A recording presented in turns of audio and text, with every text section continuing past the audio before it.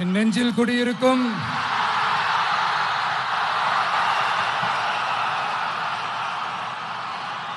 திருநெல்வேலி மக்கள் உங்கள் அனைவருக்கும் என்னுடைய வணக்கம். வணக்கம் வணக்கம் வணக்கம் வணக்கம். எல்லாரும் எப்படி இருக்கீங்க?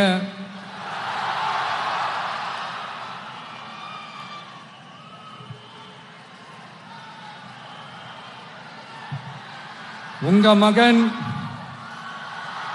உங்க அண்ணன், உங்க தம்பி, உங்க தோழன், உங்க நண்பன், உங்க விஜய் உங்களை தேடி வந்திருக்கிறேன். இந்நேரம் திமுக கையில அந்த முழு பவரும் இருந்திருந்தா, இந்நேரம் ஸ்டாலின் சார் கையில் அந்த முழு பவர் இருந்திருந்தா கண்டிப்பா இந்த நிகழ்ச்சி நடந்திருக்காது. ஏதாவது ஒரு முட்டுக்கட்டையை போட்டு நம்மளை வரவிடாம பண்ணியிருப்பார். ஆனா இப்பதான் அவர் ஒரு அதிகாரம் இல்லாத ஒரு முதல்வரா அப்படியே இருக்கார்ல, ஒரு கேர்டேக்கர் கவர்மெண்ட் சொல்லுவாங்க இந்த பீரியட. அப்படி இருக்கிறதுனாலயோ என்னமோ கொஞ்சம் ஈஸியா வர முடிஞ்சதுன்னு நினைக்கிறேன். அது மாதிரி இந்த திமுக கவர்மெண்ட் நமக்கு எவ்வளவு பிரச்சனைகள், எவ்வளவு நெருக்கடிகள், எவ்வளவு அவதூறுகள், அவங்களையும் தாண்டி இன்னும் சில பேர் இன்னும் நிறைய அவதூறுகள் எல்லாமே பரப்புனாங்க.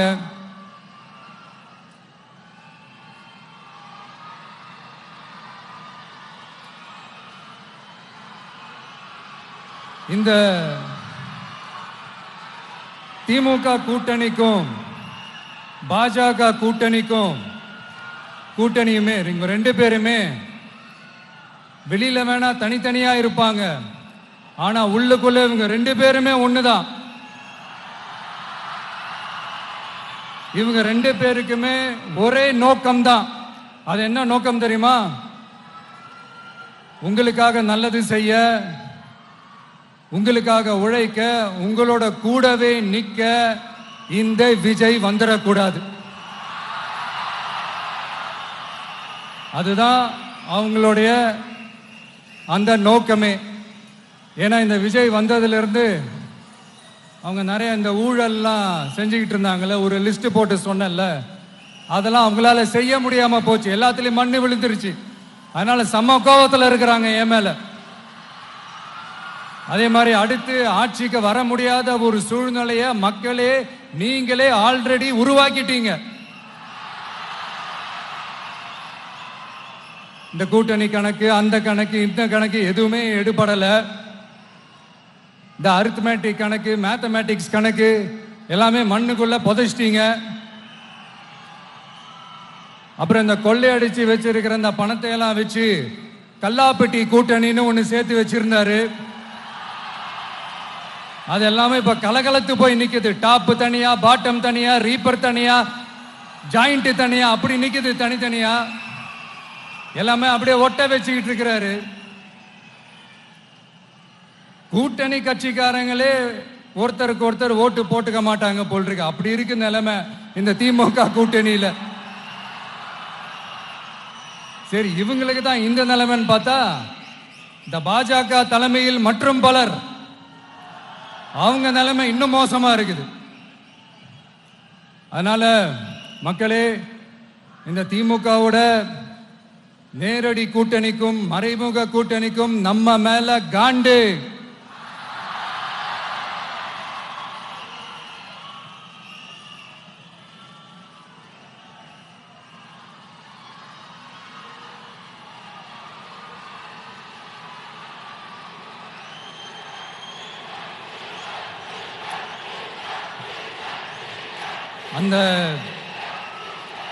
அந்த காண்டுக்கு ஒரு காரணம் என்ன தெரியுமா?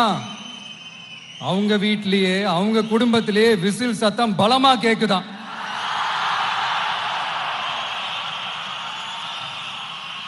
அடுத்த காண்டு அது இந்த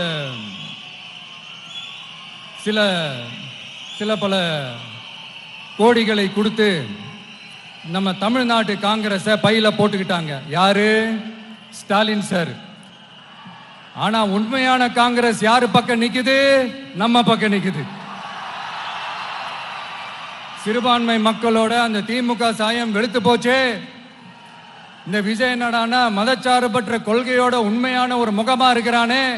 இந்த சிறுபான்மை மக்கள் வேற இந்த விஜய் பக்கம் தானே நிக்கிறாங்க அப்படின்ட்டு இந்த திமுகவுக்கும் பாஜகவுக்கும் என் மேல காண்டோ காண்டு.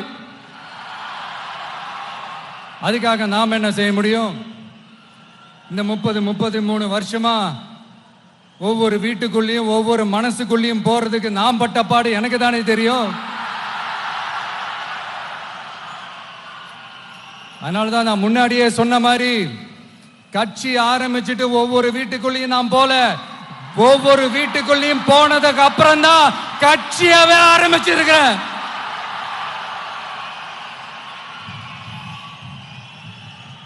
இது இந்த அரசியல் எல்லாத்தையும் தாண்டி இருக்கிற ஒரு உறவு. கட்சி கிட்சி எல்லாத்தையும் தாண்டி இருக்கிற ஒரு உறவு. இது ஒரு பூர்வ ஜென்ம பந்தம். இது சும்மா இந்த அரசியல் ஆதாயம் தேடுறவங்களுக்குலாம் இது என்னன்னே புரியாது. இது மற்றவங்களுக்கு வேணா எலெக்ஷன். ஆனா இந்த விஜய் கூட நிக்கிறவங்களுக்கும் இது ஒரு இமோஷன். நான் சந்தோஷப்பட்டா மக்கள் சந்தோஷப்படுறாங்க, மக்கள் சந்தோஷப்பட்டா நான் சந்தோஷப்படுறேன். எனக்கு ஒண்ணுனா மக்களுக்கும், மக்களுக்கு ஒண்ணுனா எனக்கும் கண்ணு கலங்கும். எவ்வளவு அவதூறுகள்! இந்த கரூர் விஷயத்தை பத்தி ஊருக்கே தெரியும். ஆனா போடு, விஜய் மேல பழிய போடு. என்னடா இவ்வளவு பெரிய ஒரு பழிய தூக்கி விஜய் மேல போட்டாலும் மக்கள் விஜய் கூடவே நிக்கிறாங்க. இது என்னடா அதிசயமா இருக்குது அப்படின்ட்டு அது ட்ரை பண்ணி பார்த்தாங்க. அது மக்கள் கிட்ட எடுபடல. சரி, அடுத்து வேற என்ன பண்ணலாம்? முடக்கு. ஜனநாயகனா முடக்கு.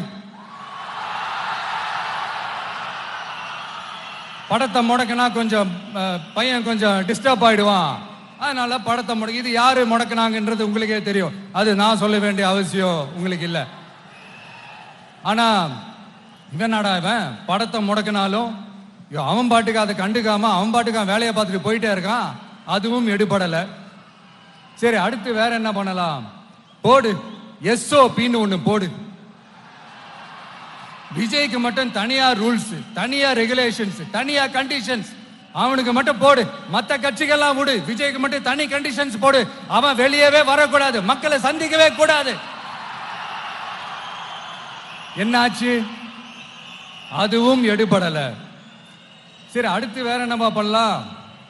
நம்மளை சுத்தி இருக்கிறவங்களை வச்சு, அதாவது இத்தனை வருஷமா வெயிட் பண்ணி இப்போ எலெக்ஷனுக்கு 30 நாளைக்கு முன்னாடி கரெக்டா அந்த டைம் பார்த்து ஒரு அவதூறு பரப்ப வேண்டியது. அது என்னன்னு உங்களுக்கே தெரியும். அதுவும் மக்கள் கிட்ட எடுபடல. அது மாதிரி எத்தனை சோதனைகள், எத்தனை வேதனைகள் நீங்க கொடுத்தாலும் இந்த திமுக நாளையோ இல்ல இந்த பாஜக நாளையோ இல்ல இந்த மற்ற பலர் நாளையோ இல்ல எந்த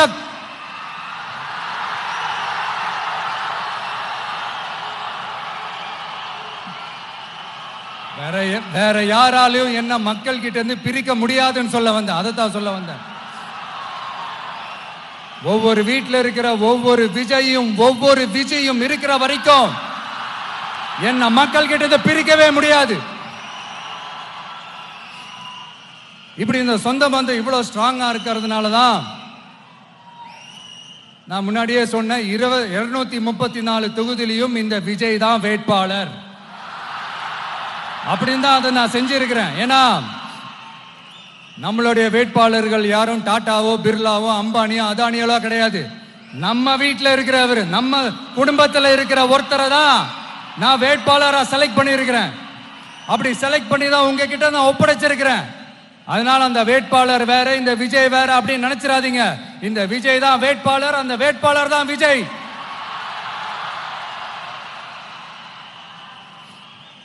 இத்தனை வருஷம் யார் யாருக்கோ ஓட்டு போட்டீங்க. ஆனா இந்த வருஷம் உங்க வீட்டில் இருக்கிற ஒருத்தருக்கு, உங்க வீட்டில் இருக்க நம்ம குடும்பத்தில் இருக்கிற ஒருத்தருக்கு நம்ம ஓட்டு போட போறோம்.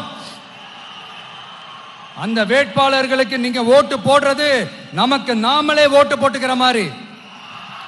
அந்த வேட்பாளர் ஜெயிச்சா நாம ஜெயிச்ச மாதிரி. இப்படிப்பட்ட ஒரு எமோஷனலான ஒரு எலெக்ஷனை தமிழ்நாடு இல்ல, இந்தியாவே பார்த்திருக்காது. இது நீங்க எவ்ரி 5 years வர ஒரு எலெக்ஷன் மாதிரி இதை நினைச்சிடாதீங்க. இது வேற, இது ஒரு அதிசய எலெக்ஷன். 50 வருஷத்துக்கு ஒரு வாட்டி நடக்கிற ஒரு எலெக்ஷன் மாதிரி. அதனால அந்த சான்ஸை மிஸ் பண்ணிடாதீங்க மக்களே. ஒரு காமராஜர் தானா, ஒரு அண்ணா தானா, ஒரு எம்ஜிஆர் தானா நம்ம தமிழ்நாட்டுக்கு? அவங்கள மாதிரி வேற யாருமே வந்துட மாட்டாங்களா அப்படின்னு நீங்க ஏங்கினது எனக்கு தெரியும். அத மனசுல வச்சுக்கிட்டு தான் நம்ம டிவிக்கே வந்திருக்கிறோம். நம்ம டிவிக்கு யார் யார் மாதிரி எல்லாம் உழைக்கும் சொல்லவா? ஐயா முத்துராமலிங்க தேவர் மாதிரி, ஐயா வீரன் சுந்தரலிங்கம் மாதிரி, ஐயா வாவுசி மாதிரி, ஐயா அழகு முத்துக்கோன் மாதிரி, ஐயா கட்டபொம்மன் மாதிரி, ஐயா ஒண்டி வீரன் மாதிரி, ஐயா குரூஸ் பெர்னாண்டஸ் மாதிரி மாதிரி ஒட்டுமொத்த தமிழ்நாட்டு மண்ணுக்கும் உழைக்கும், உழைச்சிக்கிட்டே இருக்கும். இந்த எலெக்ஷன்ல நம்ம டிவிக்கு ஆட்சி அமைஞ்சா அதென்ன அமைஞ்சா அமைக்கிறோம். எப்படி அமைக்கிறோம்? நம்ம டிவிக்கு ஆட்சி அமைஞ்ச உடனே பெண்கள், இளைஞர்கள் எல்லாருமே நல்லா இருப்போம், நல்லா இருப்போம், நல்லா இருப்போம். விவசாயிகள், மீனவர்கள், உழைக்கிற மக்கள் எல்லாருமே நல்லா இருப்போம், நல்லா இருப்போம், நல்லா இருப்போம். இன்னும் பல வருஷத்துக்கு நம்மளுடைய குடும்பங்கள், நம்மளுடைய சந்ததிகள், நம்மளுடைய தலைமுறைகள் எல்லாருமே நல்லா இருப்போம், நல்லா இருப்போம், நல்லா இருப்போம். அதனாலதான் மீண்டும் மீண்டும் சொல்றேன், வேற யாருக்காவது ஓட்டு போட்டு உங்க ஓட்டை வேஸ்ட் பண்ணிடாதீங்க. அதனாலதான் பார்த்து பார்த்து உங்களுக்கான வாக்குறுதிகளை நாம அதை அறிவிச்சிட்டு இருக்கிறோம். சொல்லாதத, செய்ய முடியாததெல்லாம் சொல்லவே மாட்டோம். அதுல ரொம்ப உறுதியா இருக்கிறோம். சொல்லாததை செய்வோம், அது வேற விஷயம். ஆனா செய்யறத மட்டும் தான் சொல்லுவோம். யங்ஸ்டர்ஸ், விவசாயிகள், மீனவர்கள், இந்த மாதிரி பல திட்டங்கள் இருக்கு, எல்லாத்தையுமே நிறைவேற்றுவோம். இந்த விஜய் அதை சாத்தியமாக்கி காட்டுவான். இதை நான் ஏன் இவ்வளவு ஸ்ட்ராங்கா சொல்றேன் அப்படின்னா, மக்கள் பணத்திலிருந்து ஒரு பைசா கூட தொட வேண்டிய அவசியமே எனக்கு இல்லை. உங்களுக்கு புரியுதுங்களா? உங்களுக்கு மக்களுக்கு தப்பே நடக்காது, தப்பே நடக்க விட மாட்டேன். இப்ப நான் சொன்னல, மக்கள் காசுல இருந்து ஒரு பைசா கூட தொட மாட்டேன்னு. அதை இப்ப ஆண்டுகிட்டு இருக்கிறவங்க, இதுக்கு முன்னாடி ஆண்டவங்க தில்லா சொல்ல முடியுமா? என்னை எதிர்த்துட்டு இருக்கிறவங்களால தில்லா, கட்ஸா, கெத்தா இத சொல்ல முடியுமா? நீங்க ஒழுங்கா ஆட்சி நடத்திருந்தா பெண்கள் பாதுகாப்பு ஏன் இவ்வளவு மோசமா இருக்குது? இளைஞர்களுக்கு ஏன் வேலை வாய்ப்பு இல்லாம போச்சு? போதைப் பொருள் கலாச்சாரம் ஏன் அதிகமா இருக்கு? சட்டம் ஒழுங்கு ஏன் சரியா இல்ல? வன்முறை ஏன் தலைவரிச்சு ஆறுது? இதுக்கு உங்களால பதில் சொல்ல முடியுமா ஸ்டாலின் சார்? பதில் சொல்ல தகுதி இருக்கான்னு தான் கேட்டிருக்கணும். ஆனா கொஞ்சம் நாகரிகம் கருதி அப்படி வேணான்னு பாக்குறேன். 2-2.5 வயசு குழந்தைய துள்ள துடிக்க உங்க திமுக நிர்வாகி ஒருத்தன் கொன்னானே, அதுக்கு என்ன பதில் சொல்ல போறீங்க? விளாத்திக்குளம் பக்கத்துல +2 படிக்கிற ஒரு பொண்ணு டாய்லெட் வசதி சரியா இல்லாம ஒரு அவசரத்துக்கு காட்டு பக்கம் போய் ஒதுங்கினாங்களே, என்ன ஆச்சு? இந்த உலகத்தை விட்டே போயிட்டாங்க. அதுக்கு என்ன பதில் சொல்ல போறீங்க? இந்த பிள்ளைங்களை உங்களால திருப்பி கொடுக்க முடியுமா சார்? 5 வருஷமா போலீஸ் டிபார்ட்மெண்ட் கையில வச்சுக்கிட்டு என்ன சார் பண்ணீங்க? பொம்மைகள் மாதிரி வச்சு விளையாடிட்டு இருந்தீங்களா? ஒரு மனசாட்சின்றது வேணாம். நாங்குநேரி பிரச்சனையை பத்தி பேசினா அது போதையில நடந்துச்சான், போதை பொருட்கள்னால அது நடந்துச்சான். பெரிய கண்டுபிடிப்பு எங்களுக்கு தெரியாது பாரு, அது எங்களுக்கும் தெரியும் உங்களுக்கும் தெரியும். கேள்வி அது இல்ல, அதை ஏன் தடுக்கலன்றதுதான் எங்களுடைய கேள்வி. இது மட்டுமா? மணலை திருடுறாங்க, மண்ணை திருடுறாங்க, மலைகளை முழுங்குறாங்க, சட்டவிரோதமா கல்குவாரி நடத்துறாங்க, மணல் மாஃபியா அது ஒரு பக்கம் நடந்துகிட்டு போகுது. இன்னொரு பக்கம் மினிஸ்டர்ஸ் கொள்ளையடிக்கிறாங்க, இன்னொரு பக்கம் குடும்பமா சேர்ந்து கொள்ளையடிக்கிறாங்க.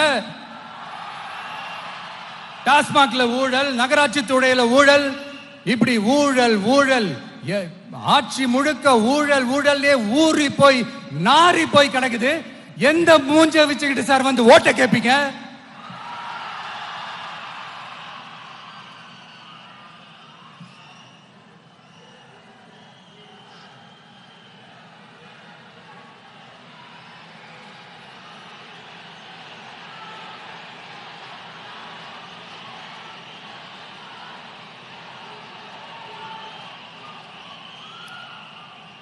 இந்த எலெக்ஷன் சும்மா உங்க பணத்தை எல்லாம் வச்சுக்கிட்டு ஒன்னும் கிழிக்க முடியாது.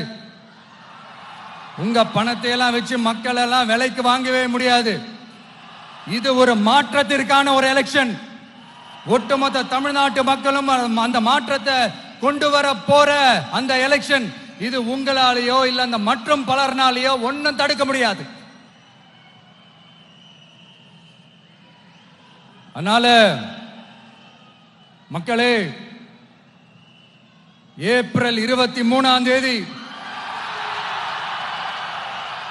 காலையில சும்மா பக்காவா ரெடி ஆயிட்டு வீட்டில் இருக்கிற சாமியெல்லாம் கும்பிட்டுட்டு உங்க ஓட்டர் ஐடி கார்டு கையில் எடுத்துக்கிட்டு முதல்ல பூத்துல போய் நின்று அந்த விசில் சின்னத்துக்கு நேரா இருக்கிற அந்த பட்டனை ஒரு அழுத்துங்க. இது ஒரு தலைமுறைக்கான ஒரு தேர்தல், உங்களுக்கான தேர்தல். எப்பேற்பட்ட வசதியான வாழ்க்கையா இருந்தாலும் எல்லாத்தையும் தூக்கி எறிஞ்சிட்டு உங்களுக்காக மட்டுமே வந்திருக்கிறேன். உங்களுக்காக நன்றி கடன் செலுத்துறதுக்காக மட்டுமே வந்திருக்கிறேன். அத்தனை வழிகளையும் தாங்கிக்கிட்டு உங்களுக்காக மட்டுமே வந்திருக்கிறேன். ஒரு நாளும் பொய் சொல்லி உங்களை நான் ஏமாத்தவே மாட்டேன். இந்த 4 முனை போட்டி, 40 முனை போட்டி, எத்தனை முனை போட்டின்னு எத்தனை உருட்டினாலும் இங்க 2 முனை போட்டி மட்டும்தான். ஒண்ணு, இன்னொன்னு எஸ், ஒன்னு டிவிகே, இன்னொன்னு டிஎம்கே. மக்கள் விரோத ஆட்சி நடத்துற ஸ்டாலின் சார் வேணுமா? மக்களை நேசிக்கிற உங்க விஜய் வேணுமா? அவ்வளவுதான் இந்த எலெக்ஷன். அதனால உங்க மகனுக்கு, உங்க அண்ணனுக்கு, உங்க தம்பிக்கு, உங்க பிள்ளைக்கு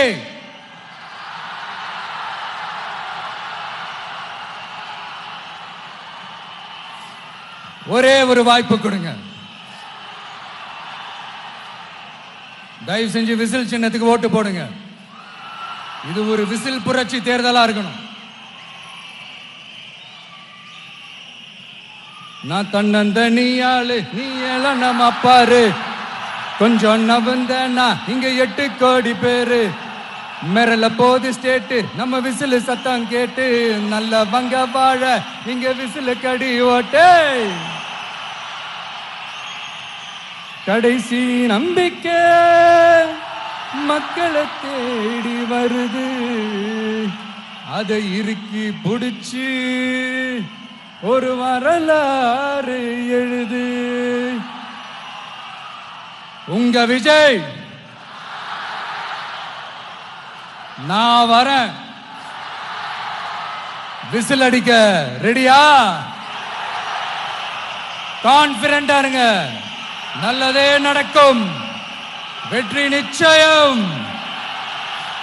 மீண்டும் சந்திக்கும் வரை நன்றி, வணக்கம்.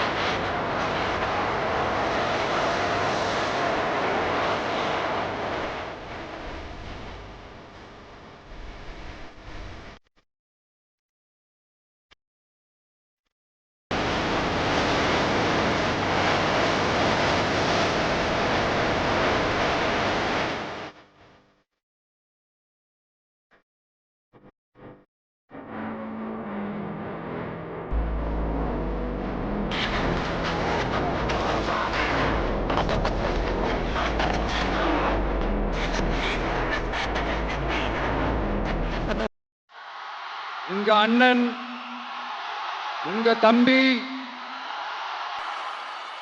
உங்க தோழன், உங்க நண்பன், உங்க விஜய் உங்களை தேடி வந்திருக்கிறேன். இந்நேரம் திமுக கையில அந்த முழு பவரும் இருந்திருந்தா, இந்நேரம் ஸ்டாலின் சார் கையில அந்த முழு பவரும் இருந்திருந்தா கண்டிப்பா இந்த நிகழ்ச்சி நடந்திருக்காது. ஏதாவது ஒரு முட்டுக்கட்டையை போட்டு நம்மளை வரவிடாம பண்ணியிருப்பார். ஆனா இப்பதான் அவர் ஒரு அதிகாரம் இல்லாத ஒரு முதல்வரா அப்படியே இருக்காருல்ல, ஒரு கேர்டேக்கர் கவர்மெண்ட் சொல்லுவாங்க இந்த பீரியட. அப்படி இருக்கிறதுனாலயோ என்னமோ கொஞ்சம் ஈஸியா வர முடிஞ்சதுன்னு நினைக்கிறேன். அது மாதிரி இந்த திமுக கவர்மெண்ட் நமக்கு எவ்வளவு பிரச்சனைகள், எவ்வளவு நெருக்கடிகள், எவ்வளவு அவதூறுகள், அவங்களையும் தாண்டி இன்னும் சில பேர் இன்னும் நிறைய அவதூறுகள் எல்லாமே பரப்புனாங்க.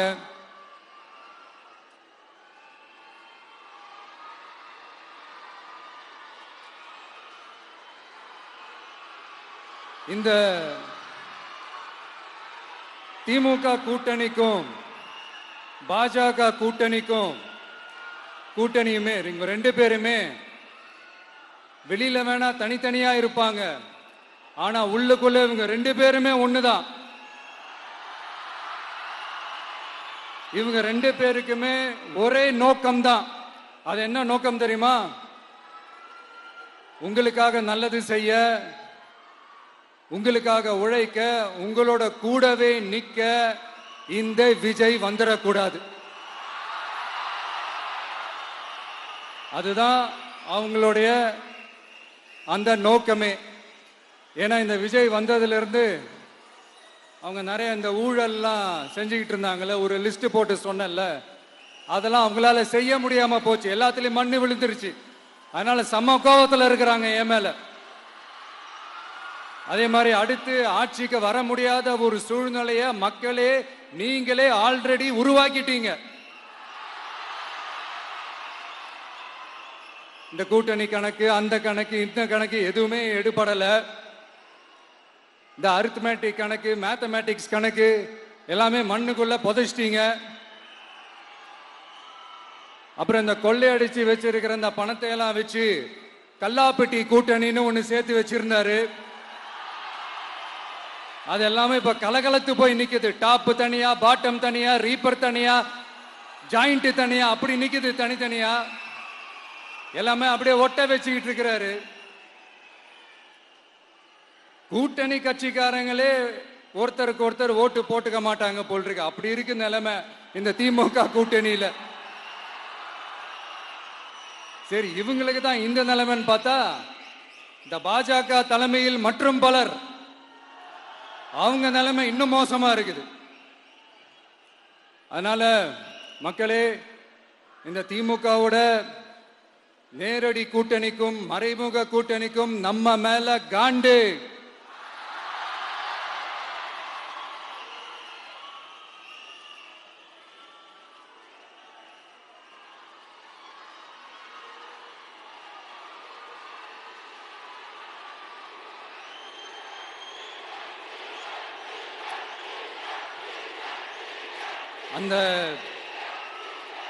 அந்த காண்டுக்கு ஒரு காரணம் என்ன தெரியுமா?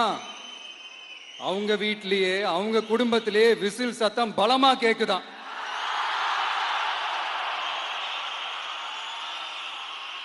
அடுத்த காண்டு அது இந்த சில பல கோடிகளை கொடுத்து நம்ம தமிழ்நாட்டு காங்கிரஸை பையில போட்டுக்கிட்டாங்க. யாரு? ஸ்டாலின் சார். ஆனா உண்மையான காங்கிரஸ் யாரு பக்கம் நிக்குது? நம்ம பக்கம் நிக்குது. சிறுபான்மை மக்களோட அந்த திமுக சாயம் வெளுத்து போச்சு. இந்த விஜய் என்னடானா மதச்சார்பற்ற கொள்கையோட உண்மையான ஒரு முகமா இருக்கிறானே.